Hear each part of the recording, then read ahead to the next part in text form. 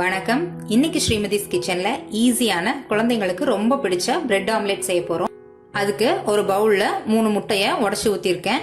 இதை நல்லா பீட் பண்ணிக்கலாம்.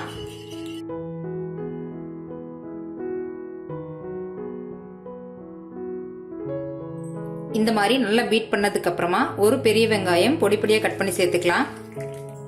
ஒரு பச்சை மிளகாய் பொடியை கட் பண்ணி சேர்த்துக்கலாம். கொஞ்சமா கொத்தமல்லி இலை, கருவேப்பிலை இலை அதையும் பொடியை நறுக்கிட்டு சேர்த்துக்கலாம். 1/4 ஸ்பூன் மஞ்சள் தூள் சேர்க்கலாம். 1/4 ஸ்பூன் மிளகாய் தூள் சேர்க்கிறேன். 1/4 ஸ்பூன் மிளகு தூள் சேர்த்துக்கலாம். கடைசியா கொஞ்சமா உப்பு சேர்த்துட்டு இதை நல்லா கலந்து வச்சுக்கலாம். இதை நல்லா மிக்ஸ் பண்ணதுக்கு அப்புறமா இதை ஓரமா வச்சுட்டு நம்ம பிரெட்டை டோஸ்ட் பண்ணிக்கலாம். பிரெட்டை டோஸ்ட் பண்றதுக்கு ஒரு பேன்ல கொஞ்சமா வெண்ணெய் சேர்த்துக்கலாம். வெண்ணெய் உருகினதுக்கு அப்புறமா பிரெட் ஸ்லைசஸ் இது மேல வச்சுக்கலாம்.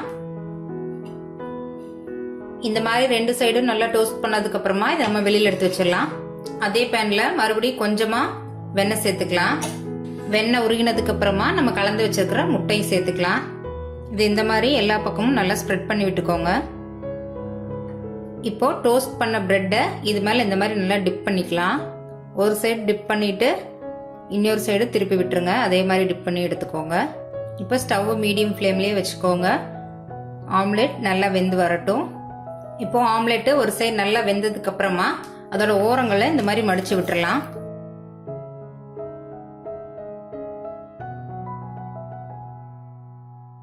இப்போ இந்த மாதிரி 4 சைடும் மடிச்சு விட்டதுக்கு அப்புறமா இதை நம்ம திருப்பி போட்டுடலாம். 1 நிமிஷம் மீடியம் ஃப்ளேம்ல இப்படியே இருக்கட்டும். இப்போ 2 சைடும் நல்லா வெந்துருச்சு. இதை நம்ம வெளியில எடுத்து வச்சிடலாம். சூப்பரான பிரெட் ஆம்லெட் ஒரு 5 நிமிஷத்துல ரெடி ஆயிருச்சு. இந்த மாதிரி உங்களுக்கு பிடிச்ச ஷேப்ல கட் பண்ணி டெக்கரேட் பண்ணி குழந்தைங்களுக்கு கொடுங்க. ரொம்ப விரும்பி சாப்பிடுவாங்க. இந்த வீடியோ பிடிச்சிருந்ததுன்னா லைக் பண்ணுங்க, ஷேர் பண்ணுங்க, கமெண்ட் பண்ணுங்க.